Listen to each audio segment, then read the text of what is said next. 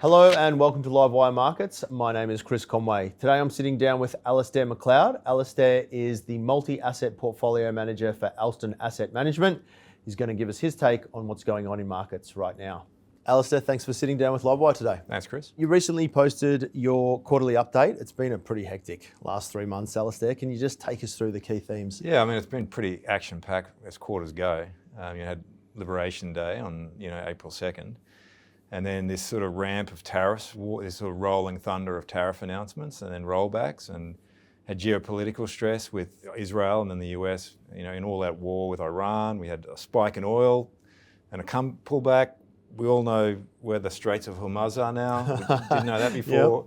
Yep. In all of that, Trump still managed to find time to legislate for showerhead pressure. So a lot of activity. But then if we look at markets, it was a very strong quarter for markets, and particularly for Australian equities. But fixed income and equities across the board were very strong. And I think our takeout was, if you take a step back, markets are forward-looking, and a lot of that was a bounce back from the previous quarter and the concerns about DeepSeek. But you've always got to put that in context that there's always uncertainty in markets, and I think we've got to make sure when there's uncertainty, you've also got to look for the opportunities in that market as well. Yeah. But a very eventful market from a macro perspective and news flow perspective, but you wouldn't know it if you just looked at the returns. Yeah. Now, you mentioned context there. I think that's really important. And, when we're trying to unpack markets, we try and put things in a box. I noticed in your quarterly, you came up with this concept of grey swans, which I found fascinating. Tell me a little bit more about that. Yeah, well, look, it's not our concept, but Nassim Taleb came up with black swans, yep. And then obviously unknown unknowns, really these risks that are unpredictable and unknown. And I think grey swans are more risks that are there and present. You're aware they're there, but you just don't know how they will manifest or the timing of it. And I think there's a couple of concerns we have in the market that in the short term, there's a couple of things we might be turning more positive on. We've got to be mindful of these risks that are bubbling away, that what can we do today to prepare ourselves for those sort of known unknowns, in Donald Rumsfeld speak, that are building, and we're just not sure the timing of exactly how they're going to manifest. Yeah. Let's talk about one in the local market, and that is the valuation of CBA. You wrote an article for Livewire recently, which was very, very well received. So what do investors need to be aware of, and then how are you sort of navigating that? Yeah, so I think the article got picked up well because it really tried to explain why, people say it's passive, but if it's passive, why is BHP not rallying? CSL, yeah. Or CSL. Yep. So it really tried to unpack that, and shares ultimately are supply and demand, and if you've got restricted supply, like in CBA's case, and demand, then you'll get a price squeeze. So I think in investing, it's relatively easier, to identify extremes in pricing, and any measure, CBA is in extreme territory. And I think every rational investor or price-sensitive investor is either out of it, like we are, which has been painful. But I think from this point onwards, how we think about risk is, the permanent impairment of capital. Now, if we think about CBA, okay, so we've underperformed, and CBA is a big reason behind that, but it's because of this valuation expansion. And earnings are still meagre, like deadbeat, like they're going nowhere. So our view is that this is not a permanent impairment, and once that those dynamics change on the register, and potentially it's happening now with people rolling more into iron ore and resources, I think that'll come back. So I think it's important to work out, to make that distinction in terms of CBA and trying to avoid those sort of bubbles as best you can when you see them. And I think fundamental investors are definitely doing that at the moment. Yeah. Any other grey swans that we should talk to?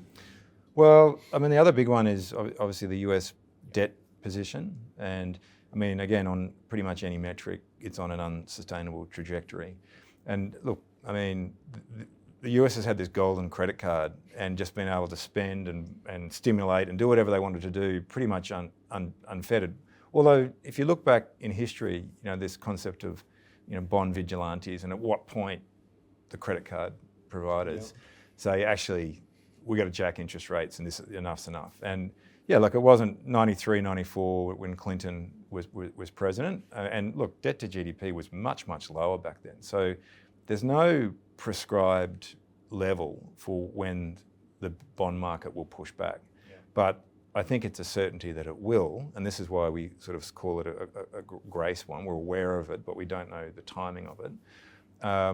And so I think in terms of managing portfolios, there are things we can do today to mitigate that if and when it happens, and be mindful of it. And exactly the same with the CBA valuation, where obviously we just can't own it at that sort of a price. Yeah. Because we just don't know the timing of when that's actually going to happen. But it's definitely a risk that it's on our radar, and I think it's on a lot of people's radars. And how do we navigate that and be aware of it, and protect capital, still put capital at work and earn a return, but really protect capital for when that eventually unwinds. Yep. Just to follow up there, if I may, Alastair, because I'm sure there's investors sitting at home wrestling with this same thing. They want to be on the CBA train because they don't want to miss out. But then they're also probably aware that risks are rising, so to speak, from a valuation perspective. What part of it is art and what part of it is science? Science will get you so far, but then the art has to take over at some point. You've got to make some tough decisions, right? Yeah.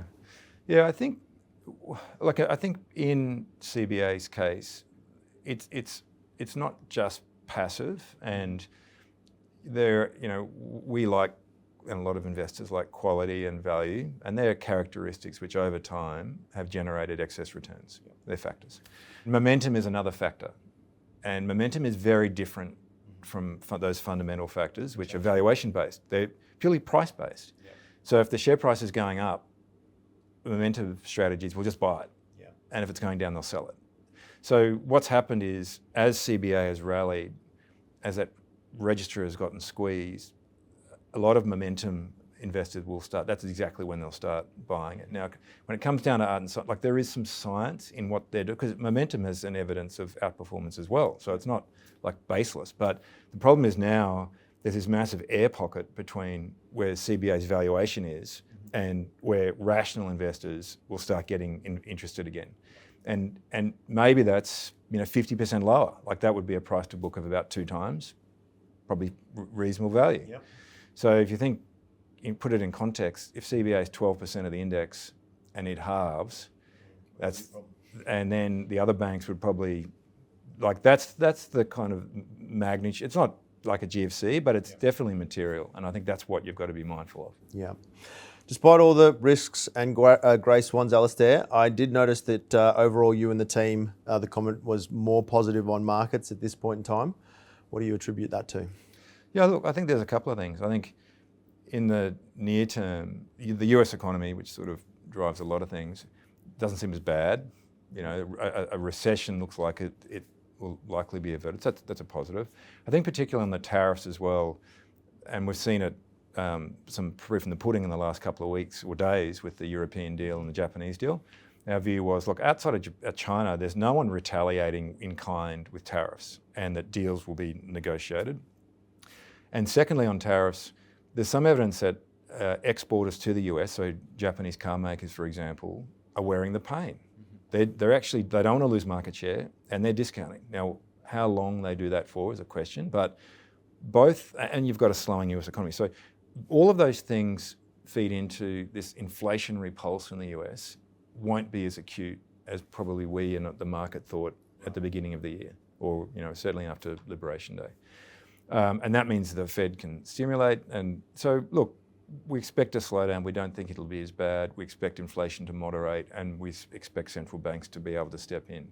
Again, if markets are forward-looking, well, we sort of those extreme risks seem a bit more contained in the short term, and that's why we've turned at least more positive on the next sort of 6-12 months. Alastair, what are the risks to that thesis? You talked about inflation, but what other data or metrics are you watching? Well, I think we touched on valuation as well. I mean, markets are two things. They're not just about economic growth. So markets are EPS growth, which is tied to economic growth, and then valuation. So what you pay for that.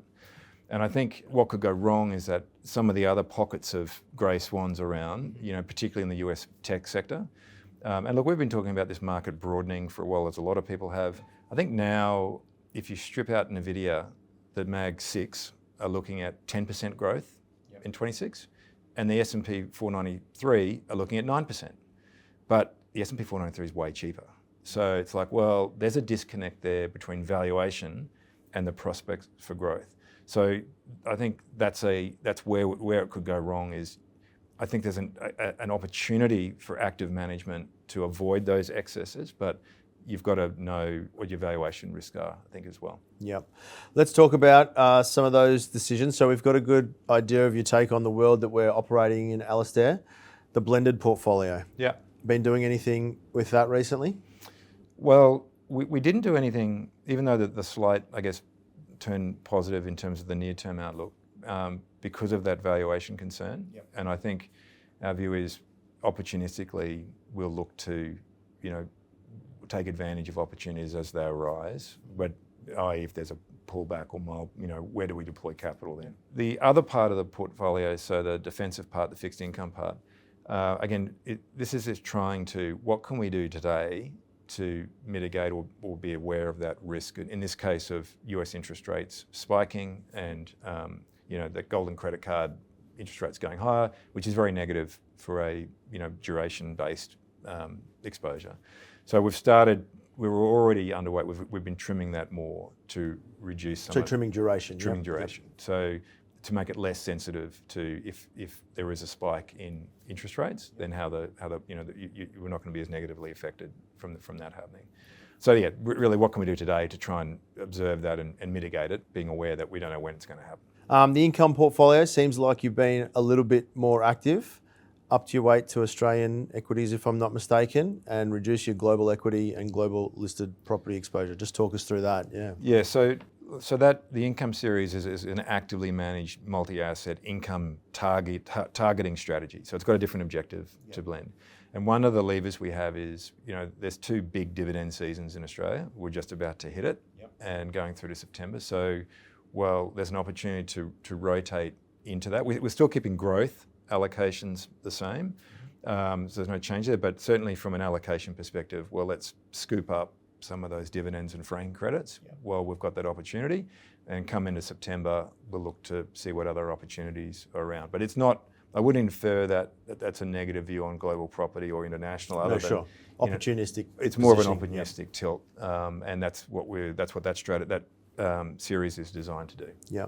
Alastair, a question without notice. Cash levels in the portfolios at the moment, are they relatively low compared to what you would normally hold? Or? Yeah, they're below SAA weights. Yeah, right. So, and that's, whilst duration is a concern, we've reallocated that into fixed income, but because interest rates are elevated, I think the opportunity to pick up a decent real yield is also certainly better than it was 4 or 5 years ago. So I think the role of credit in the portfolio, and one area we're looking at is RMBS. I think you had a guest on your program a week or 2 ago, and that area of the market, the returns you're getting for effectively lending to homeowners, the credit, it's often AAA rated in some cases, it's very liquid, and with yields higher than they have been and getting a reasonable spread on that presents, I think, an interesting opportunity at the moment as well. Yeah, that's really interesting. Alastair, let's round it out. What's a final thought or lesson for investors that you think they should carry forward over the next 12 months? I think the word that kept being repeated in the second quarter was uncertainty, which there's always uncertainty. Yep. And I think investors need to rewire their brain to, when they hear uncertainty, you've got to think there's opportunities, because markets are moving, and you need to look around and see what's changing and where different opportunities are presenting. Now that may be avoiding something, or it may be necessarily that'll mean redeploying capital somewhere else. But it's this concept of, markets go up in general, and there's always uncertainty, and every time there's uncertainty, it's unearthing some other different opportunity. And that is the key advantage of active management, that you have that ability, that you can lean on your defensive assets when you need to, redeploy capital when into an area that's starved of capital and where the maximum opportunity is. And that's what you've got to do. Alastair, thank you so much for sitting down with Livewire. I really appreciate it. Thanks, Chris. Thanks for your time. If you enjoyed that interview as much as I did, make sure to give it a like, and don't forget to follow our YouTube channel. We're adding lots of great content every single week.